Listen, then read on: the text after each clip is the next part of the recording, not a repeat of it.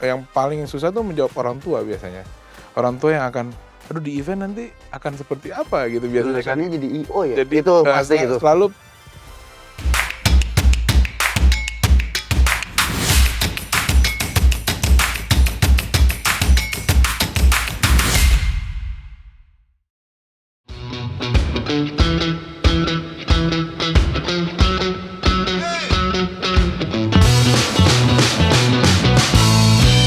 Baru-baru ini, Timnas Indonesia Football berhasil meraih prestasi dan juga juara saat bertanding di gelar AFC E-Asians Cup 2023 di Doha, Qatar. Prestasi ini tentu tidak lepas dari yang namanya Putra Sutopo, yang merupakan sosok yang memiliki peran sangat amat penting atas kesuksesan e-football Indonesia di ajang AFC E-Asians. Beliau merupakan founder sekaligus CEO bagi Indonesian Football E-League atau disebut juga dengan IPL. Putra Sutopo lah yang membantu proses pengembangan timnas Indonesia dari nol hingga berhasil meraih prestasi dan membawa nama Sang Garuda terkenal di Asia sekarang ini. Selain menjadi pemimpin, di IPL, Putra Sutopo juga dikenal sebagai co-founder dan juga presiden dari Zeus Gaming. Mungkin teman-teman di sini sudah sangat amat kenal dengan yang namanya Zeus Gaming atau mungkin sering mendengar namanya. Karena Zeus Gaming ini sering dibicarakan di sosial media yang ada. Namun, buat teman-teman yang belum tahu, Zeus Gaming ini merupakan bisnis e-sport yang terdiri dari 3 bidang, yakni ada event organizer, yang kedua ada talent management, dan juga e-sport team yang memiliki fokusnya di skena virtual football. Nah, maka dari itu, seperti apa sih cerita Putra Sutopo yang berhasil membangun bisnisnya dan juga seperti apa prospek perkembangan e-sport di Indonesia, terutama di kancah dunia ini. Dan bagaimana prospek bisnis event organizer di tahun-tahun mendatang dan juga apa saja tren-tren yang ada dalam perencanaan dunia event organizer. Hai Bright People, perkenalkan nama saya Kathleen dan hari ini saya akan memandu pembicaraan dari Pressmul Insight ditemani oleh 2 narasumber yang gak kalah kerennya dan juga memiliki prestasi yang luar biasa. Untuk narasumber pertama yakni ada Pak Putra Sutopo dan juga Bapak Hanesman Al-Tahir selaku dosen dari dan juga manajer program S1 Event Universitas Prasetya Mulia. Selamat pagi, Pak. Pagi. Kalau misalnya aku manggilnya enaknya apa nih, Pak? Kak atau Pak atau seperti Iya, apa? ya Bapak nggak apa-apa lah. Bapak. Kak aja masih Iya. muda. Karena ternyata umur kita nggak jauh beda juga. Iya, betul. Nah, gimana nih Pak kira-kira kabarnya hari ini dan juga Pak? Baik, Oh, baik. alhamdulillah sehat-sehat ya. Alhamdulillah baik. Nah, karena mungkin ini bulan puasa kayaknya agak lemes banget. Iya, Iya. tetap semangat. Cuacanya soalnya hujan. Iya, tetap semangat. Ya, tapi jangan lemes-lemes banget ya, Pak. Iya, iya, iya. Pembicaraan hari ini kita itu sangat insightful banget kan. Siap. Oke, sebelumnya saya mengucapkan terima kasih banyak atas waktunya. Mungkin Bapak sama Kakak sekarang lagi sibuk-sibuk. Kira-kira boleh tahu kesibukannya sekarang lagi ada apa, Pak? Kak? Atau mungkin dari Udah deh, ya. panas dulu aja. Pak Putra dulu. Dari aku dulu. Alhamdulillah aku sekarang lagi sibuk buat program untuk kompetisi bulan puasa sih. Oh. Sama bukannya buat sih lagi jalan sama bentar lagi prepare untuk kejuaraan Asia Tenggara. Oh, I see.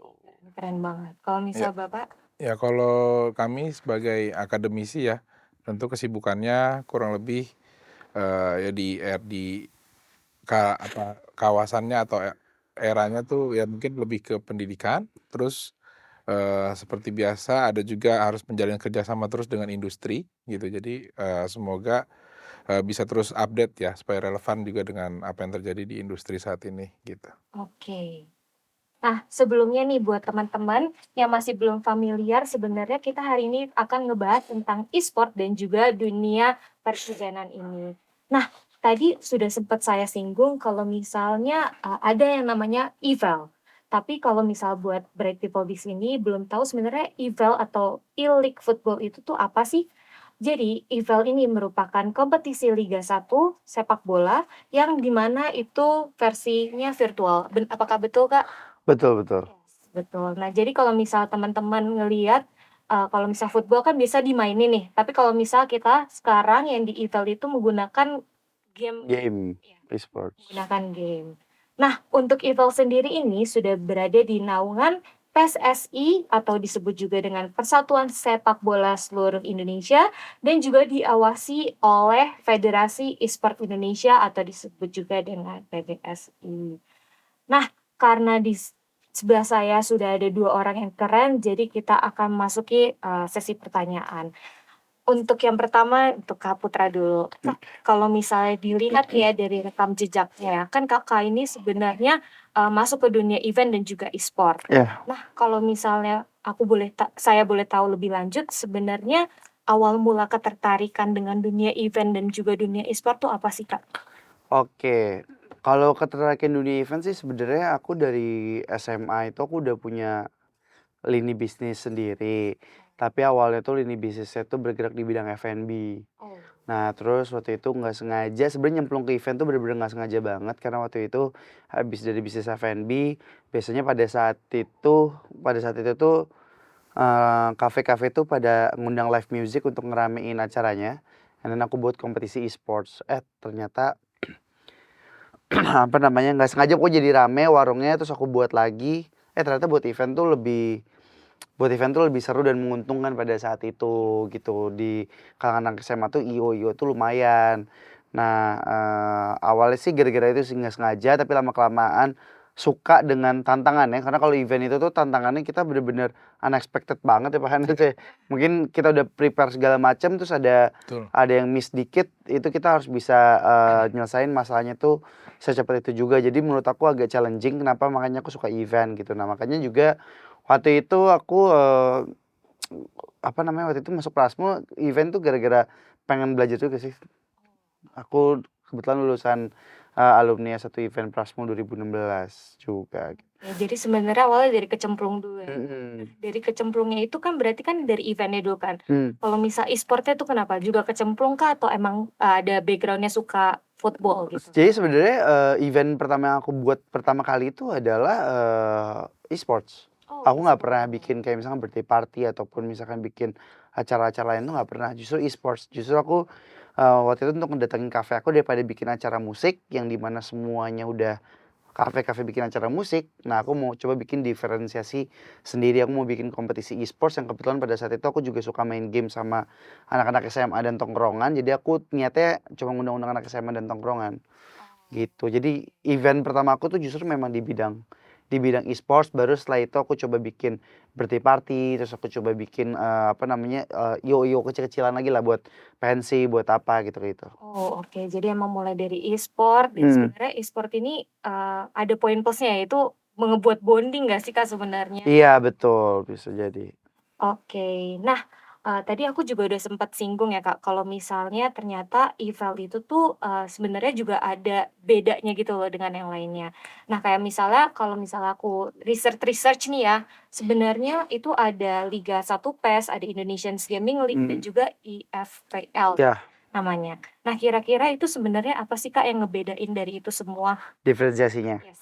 Sebenarnya itu jurinya panjang sih, kenapa kalau kita bisa, dibandingin tadi aku nggak nyebut kompetitor lah, nyebutnya, rekan-rekan seperjuangan yang sejenis gitu ya.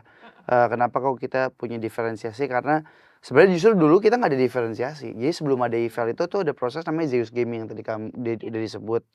Zeus Gaming itu IO, kita nge-handle IO semuanya kita handle. Ada Piala Presiden, jadi di sports itu ada beberapa kategori game, ada game fighting, game FPS, game, mobile, dan banyak lah kategorinya. Dulu tuh Zeus tuh kita nge-handle semuanya, bener-bener semuanya kita handle. Jadi kayak palu gada lah, apa aja kita handle gitu. Cuman ternyata kita malahan gak ada diferensiasinya, justru EVEL itu lahir karena jujur itu dari tugas akhir ya Iya. berarti ya, Pak, ya? Mhm. EVEL itu lahir dari tugas akhir Prasmul aku. Lahir itu, dan itu pun juga aku mendirikan sama, alumni-alumni, S1 event gitu. Jadi event itu proses kenapa akhirnya kita bisa berbeda dari yang lain tuh karena ada proses pembelajaran dari Zeus sama beberapa proses pembelajaran yang kita dapetin di lapangan, di Prasmul, habis itu kita punya inisiasi pada saat itu Covid. Oh, Iya. Pada saat itu Covid, liga bola lagi berhenti, terus nggak ada ya Indonesia stop lah, nggak ada kegiatan apa-apa. Terus, kita ngeliat ada peluang, ada opportunity yang bisa kita manfaatin dengan kita memberikan hiburan, bola digital. Karena di Indonesia kan kita market sepak bolanya gede banget kan. Iya. Langsung kita kita bikin dan apa yang buat diferensiasi kalau yang tadi disebutin dari Liga 1 PES, ada yang lain-lain, bahwa mereka itu tidak secara eksklusif kerjasama sama klub-klub di Liga 1 dan Liga 2. Nggak kerjasama sama klub bolanya. Sementara kalau kita benchmark-nya sama di Liga Eropa, Liga Amerika yang udah Indo selalu ketinggalan lah 3 sampai 5 tahun gitu. Jadi kita sebenarnya terinspirasi dari mereka, kita coba combine dengan, fit in dengan market di Indonesia, habis itu kita buat eval gitu. Tapi itu lahir tuh gara-gara tugas akhir sebenarnya, gitu. Ini masih berkembang sampai sekarang ya, Kak, Alhamdulillah alhamdulillah. tugas akhir. Oke, nah tadi Kakak juga udah sempet sebut namanya Zeus Gaming ya kan, terus juga udah ada keluar kata-kata Piala Presiden E-sport. Nah itu sih Kak yang paling menarik dan aku juga sempet ngikutin juga yang Piala Presiden E-sport itu, karena kan itu kayak lagi viral banget kan waktu itu di masanya. Iya. Terus juga ada artis-artis juga yang diundang dan juga tim-tim yang masuk itu populer-populer banget ya kan. Nah sebenarnya kalau misalnya untuk hal itu yang latar belakangnya apa sih Kak? Apakah sama dari Apa tuh maksudnya? kayak, kalau misal untuk membuat Zeus Gaming itu? Tadi kan Kakak bilang kalau misal yang pertama Kakak masuk event, terus akhirnya buat event kecil-kecilan. Nah, kalau misal sekarang kan udah Piala Presiden. Zeus Gaming gitu. Kenapa bisa nge-handle Piala Presiden berarti ya? Sebenarnya itu juga termasuk kita dilempar di-sub aja sih sama, IO, main IO-nya gitu.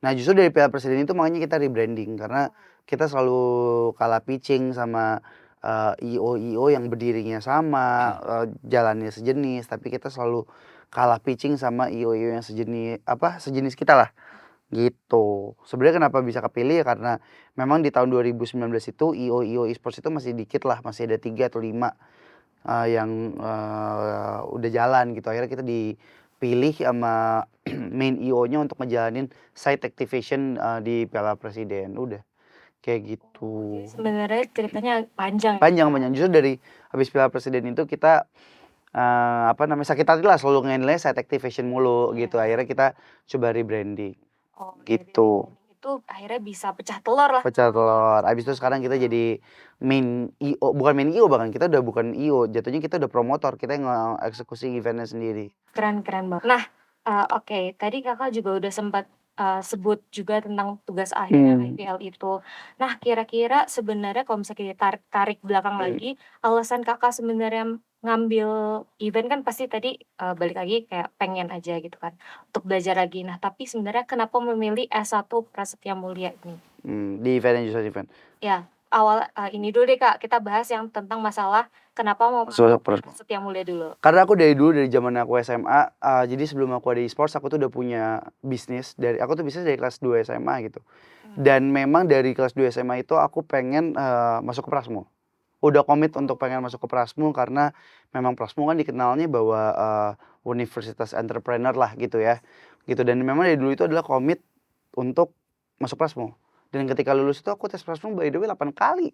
Oh, 8 kali? Iya, pokoknya semua tes, semua gelombang aku ikutin. Oh, iya. Kalau misal dulu tuh 8 apa 7 ya?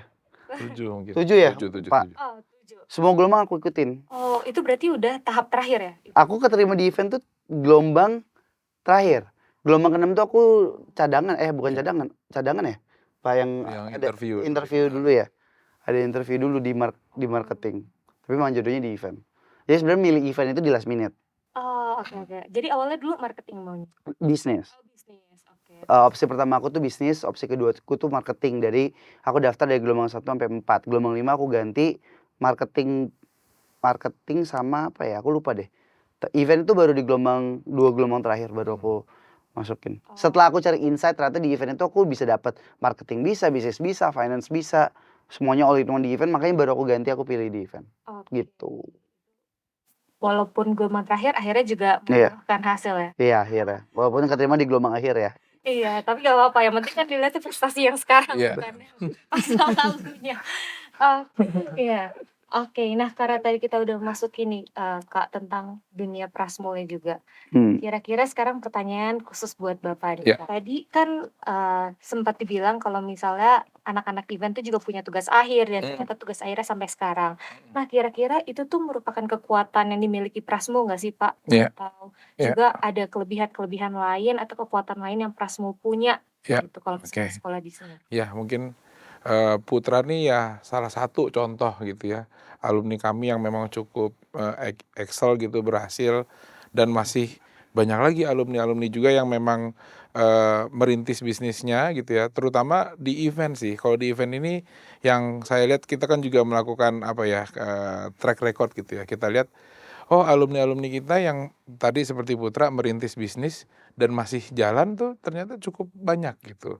Jadi mungkin ini, umum terjadi gitu ya. Jadi karena memang Prasmul itu terkenal sekali akan S1 bisnis gitu. Banyak sekali orang ingin masuk ke S1 bisnis lalu habis itu, oh ternyata ada jurusan lain ya, jurusan event nih gitu. Nah selalu kalau misalnya ditanya, yang paling susah tuh menjawab orang tua biasanya. Orang tua yang akan, "Aduh di event nanti akan seperti apa?" Gitu biasanya kan. Lulusannya jadi IO ya? Jadi, Itu pasti itu. selalu ininya mindset-nya jadi IO ya gitu.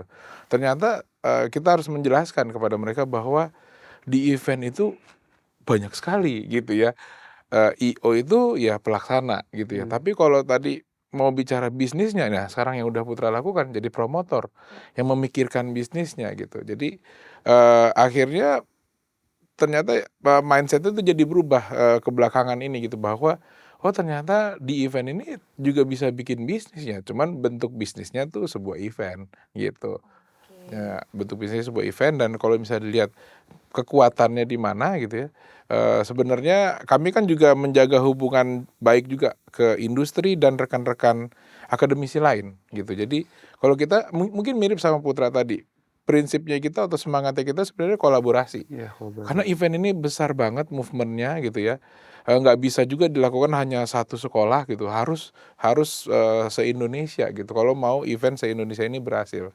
Tapi untuk menjalin hubungan terus kita membuat kolaborasi gitu, kalau misalnya ditanya kekuatannya, kita menjalin kolaborasi dengan asosiasi, pameran, ya karena event itu yang levelnya pameran tuh besar di sini Besar ya. skalanya. Kayak kita lihat di belakang kampus kita ada tempat pameran tuh besar sekali gitu ya.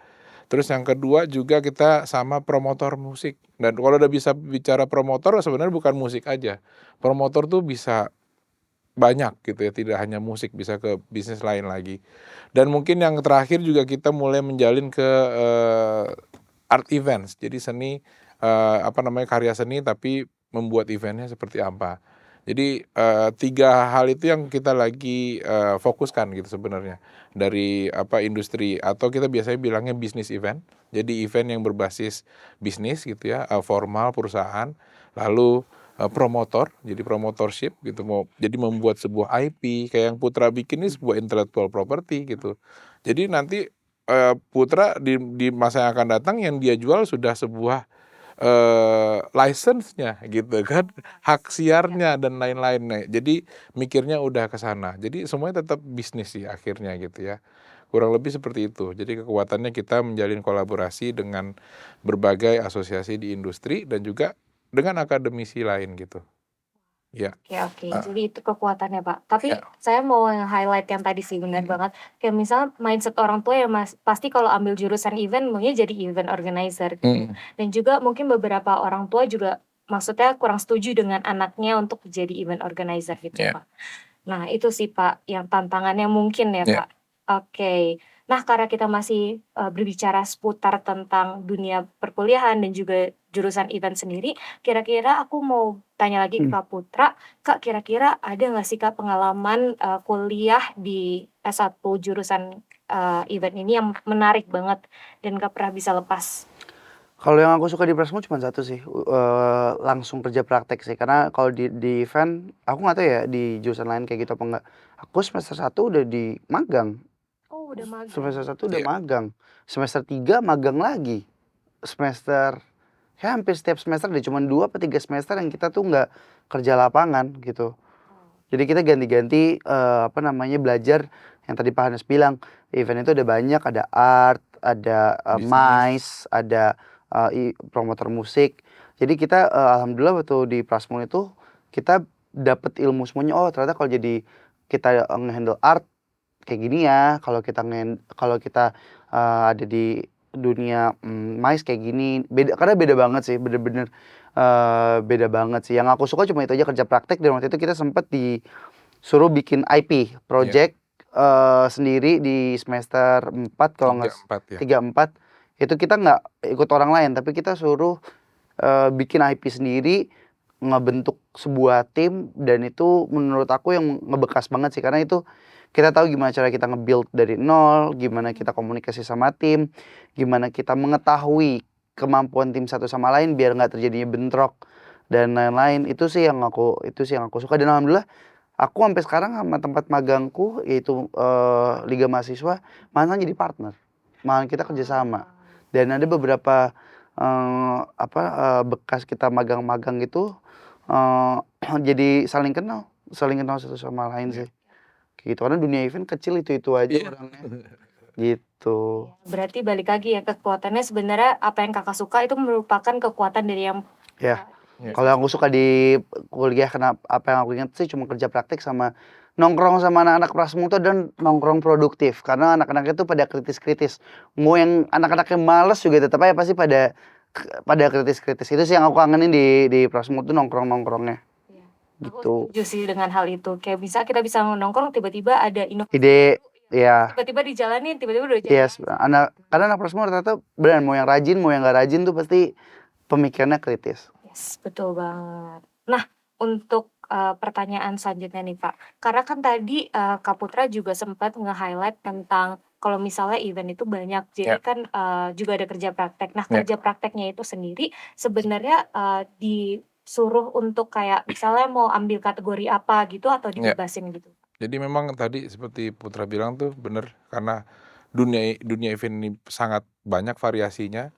Jadi dan kita tidak menspesialisasikan diri di satu industri tertentu eventnya gitu ya, sehingga kita mengeksplor justru malah. Nah, teman-teman event ini akan banyak sekali. Ada misalnya Putra nih di e-sports. Tadi Putra bilang ada yang di olahraga yang beneran yang bukan elektronik, itu masih berjalan sampai sekarang. Jadi teman-teman di Liga Mahasiswa masih ada gitu sampai sekarang yang masih magang di situ tuh ada. Ada yang justru kemarin sampai bikin FIBA, FIBA IBL. segala macam. Jadi udah bikin Piala Dunia loh. Iya. Piala Dunia basket tuh bukan kecil ya, karena namanya juga Piala Dunia. Jadi levelnya udah Dan kemarin internasional. volunteer anak Prasmul kan, Mbak? Volunteernya anak Anak Prasmul. Prasmul di FIBA kan?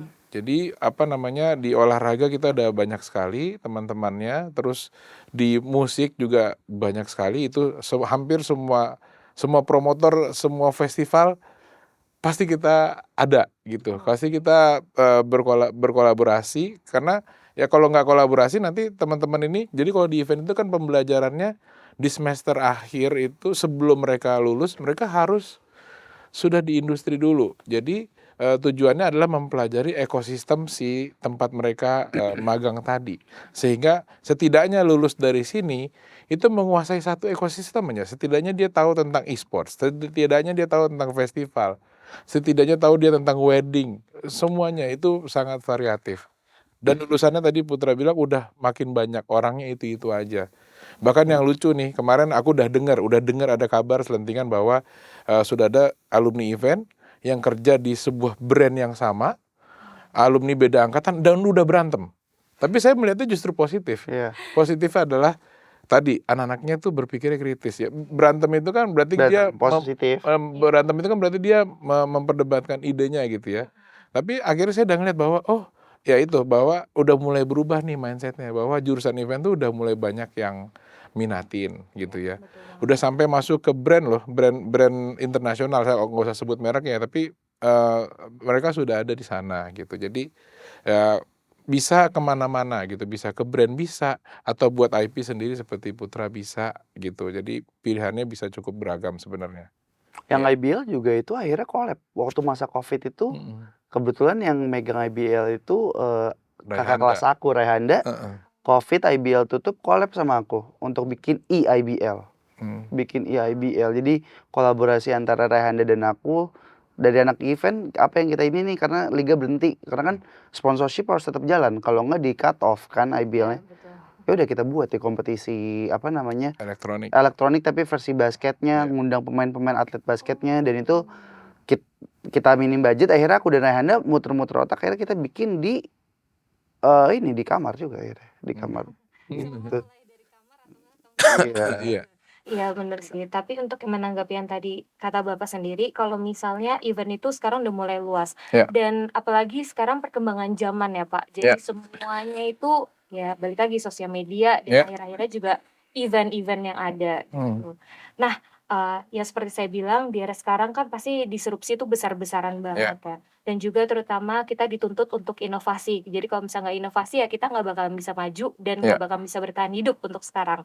Nah, Ya. kira-kira terobosan baru apa yang harus ada dalam pembelajaran S1 event di Prasmul ini, Pak? Iya. Untuk mempersiapkan mahasiswanya juga menghadapi dunia yang sekarang ini. Iya. Jadi kalau dibilang persiapannya, kita persiapannya tuh harus dari 2 sisi.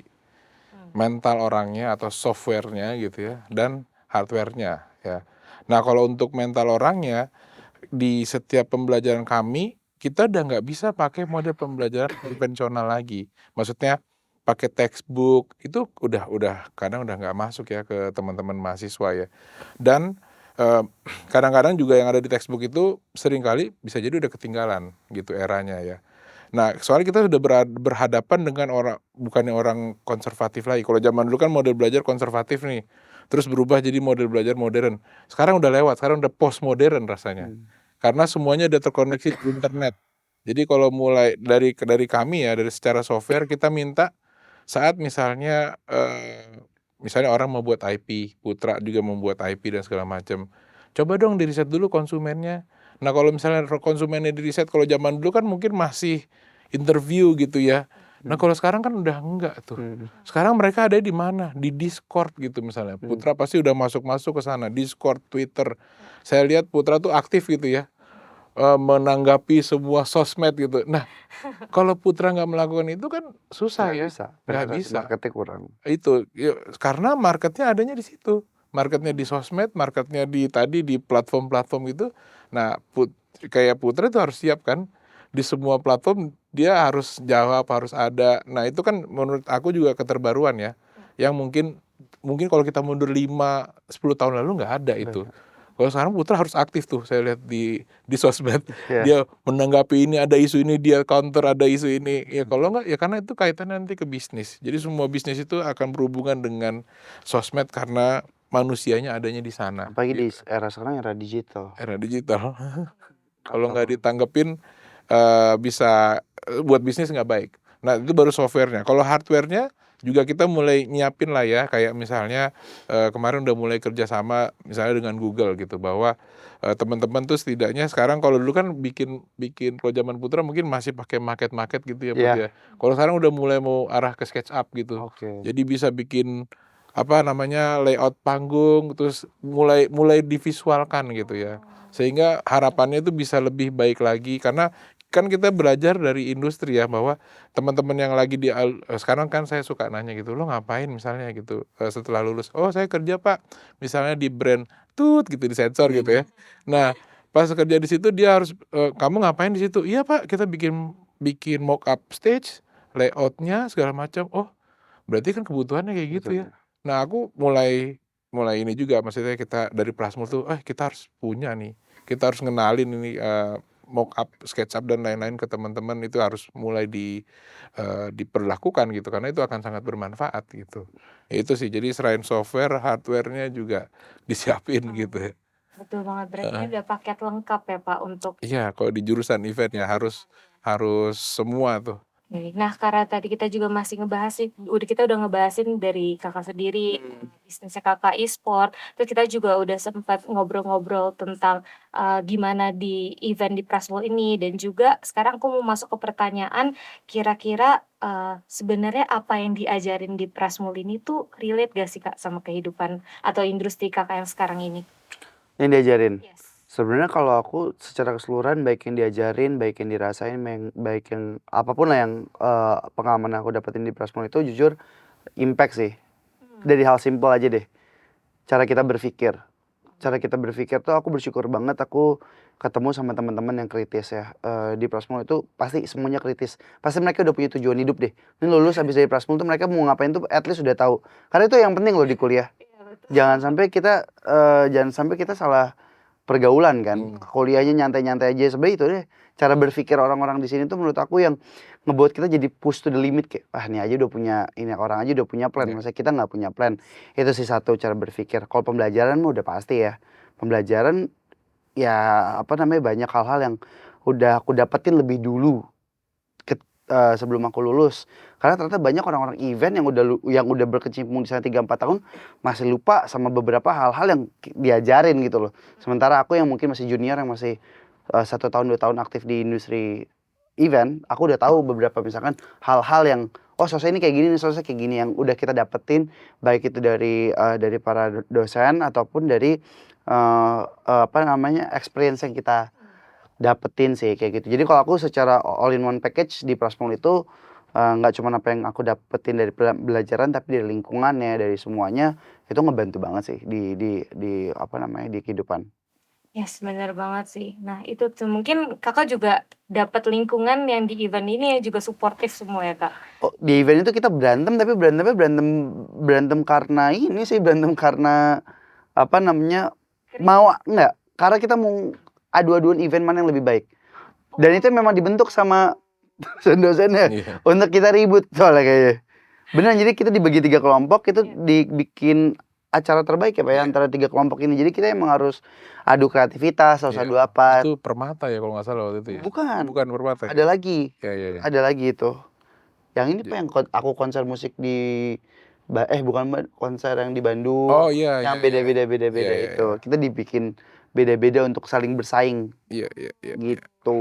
Oke, tapi sebenarnya persaingan sehat kan? Sehat-sehat. Maksudnya itu yang ngebantu kita untuk, punya analytical thinking dan critical thinking yang bagus. Saling datang juga ke event Saling teman-temannya. support. Jadi kita kayak, oh nih kompetitor kita nih, padahal ya teman sendiri, kita datang survei, oh orang ini punya ini punya ini, kita nggak boleh kalah. Jadi kita sebenarnya saling belajar. Oh iya, benar-benar betul banget sih itu.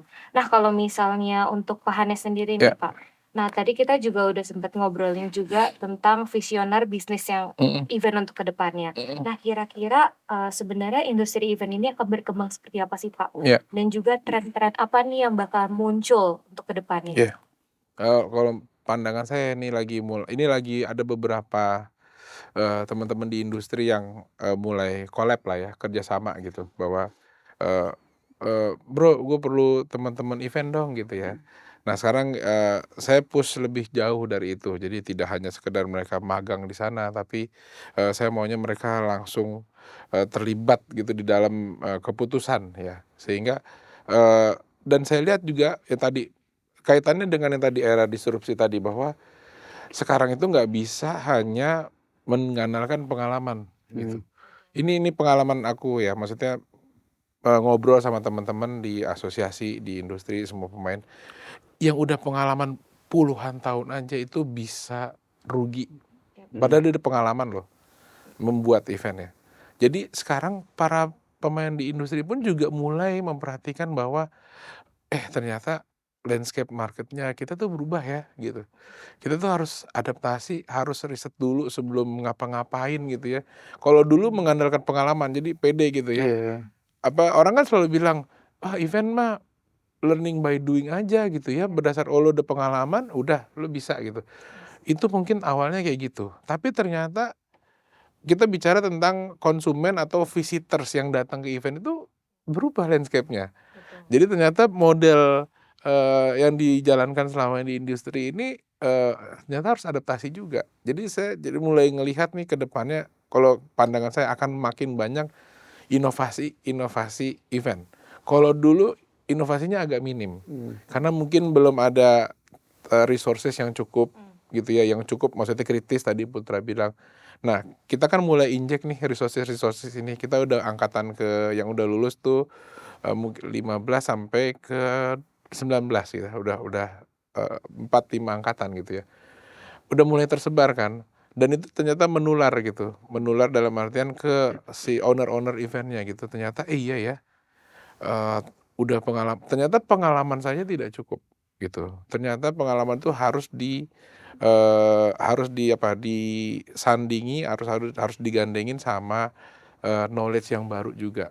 Ya, kalau kayak Putra masih muda gitu ya, itu pasti akan sangat banyak knowledge-knowledge barunya gitu, dibandingin yang udah jalan di industri, gitu. Jadi sekarang kita tuh bikin disrupsi itu di pasar. Yang tadinya nggak ada gitu. Oke. Eval tadinya nggak ada. Terus ada lagi alumni kami yang lain, expo tentang, board game nggak ada sekarang gitu. Jadi yang tadinya nggak dipegang di industri mulai ngelihat gitu ya, ternyata ini menarik juga ya gitu. Ternyata kalau dia masih ngandelin model yang lama, dia nggak bisa Oke. bertahan juga. Dan itu yang aku rasain juga sih, aku setuju Heeh, sih.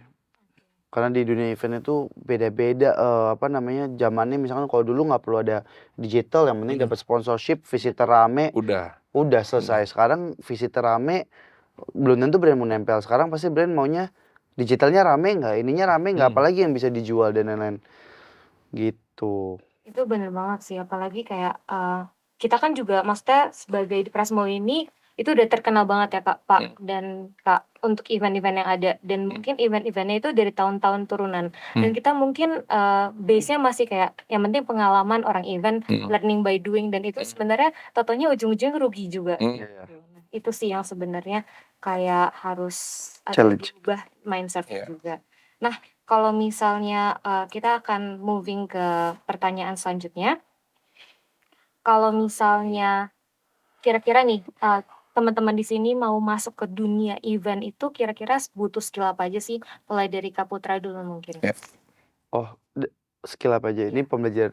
kalau dari pengalaman aku sih kayaknya di event itu semuanya kita harus ada sih, basic-nya at least. Mmm. Bisnis harus ada, finance harus ada, karena kenapa finance harus ada, ketika kita mau bikin event kita harus cek dulu gimana nih balik modal nggak, gimana cara bikin balik modalnya.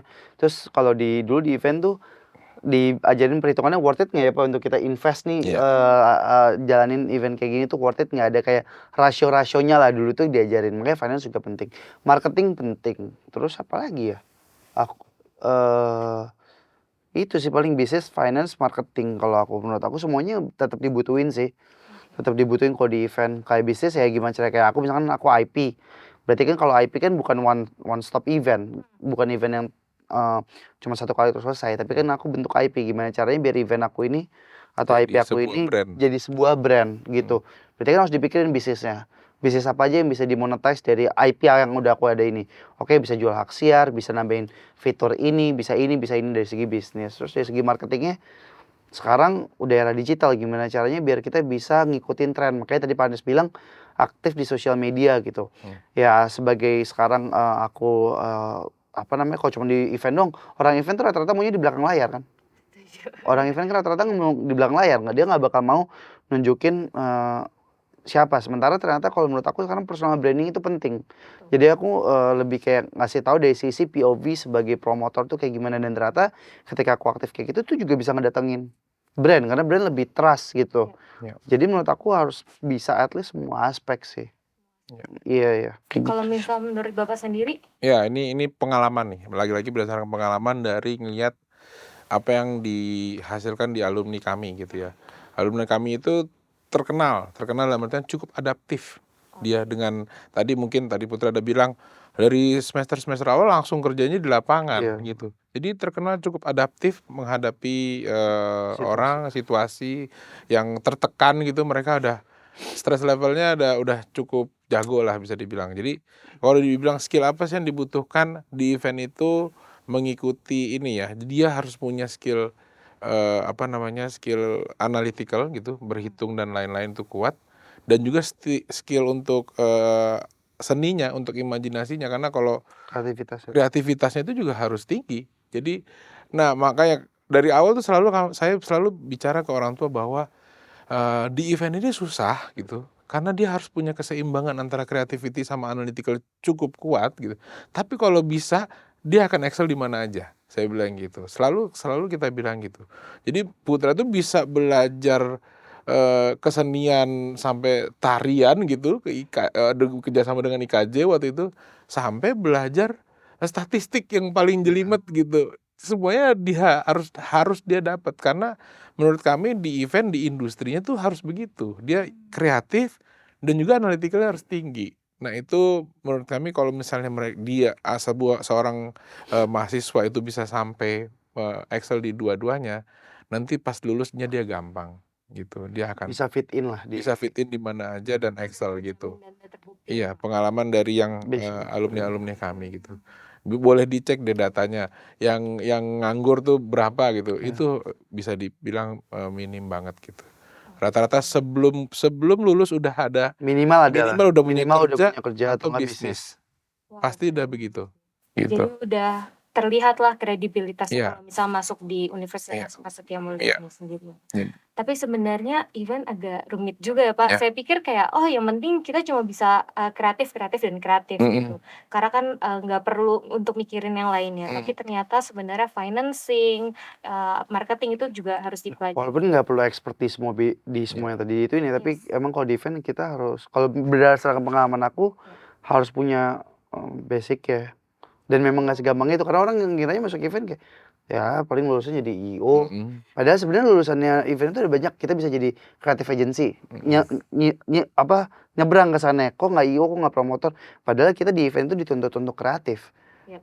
Nah itu bisa jadi creative agency, kreativitas kita bisa dimanfaatin untuk jadi creative agency. Anak Prasmul sekarang yang punya creative agency ada banyak banget, iya lebih dari 5 kali, yang angkatan aku aja itu pun, itu aja banyak banget. iya Keren banget ya Bright People, dan ini juga bener-bener real testimony, no fake-fake kalau anak Enggak. zaman sekarang ini. Nah sebenarnya karena waktu ya Pak dan Kak, iya sebenarnya aku juga masih penasaran banget sih pengen nanya-nanya tentang event organizer dan juga e-sport, tapi sayang banget kita harus berakhir di sini, dan sebenarnya aku juga mengucapkan terima kasih sebanyak-banyaknya atas waktunya yang telah diberikan. Nah jadi sebenarnya dari obrolan-obrolan ini kita bisa meringkas bahwa sebenarnya mindset orang-orang kalau misal masuk di Prasmul jurusan event tentu jadi event organizer, itu salah.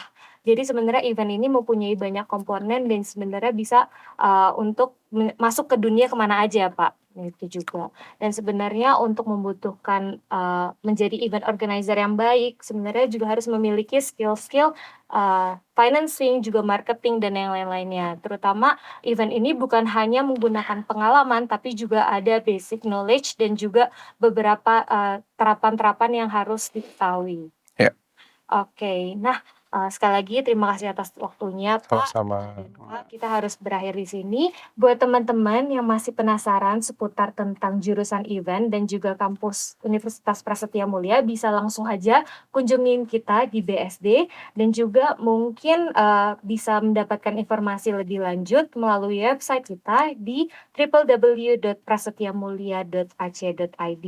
Supaya nggak ketinggalan info-info yang menarik lainnya. Atau mungkin juga bisa follow Instagram kita di @prasmo dan juga bisa langsung subscribe, like, dan komen YouTube kita di channel Universitas Prasetya Mulia. Saya Kathleen, pamit undur diri, sampai jumpa.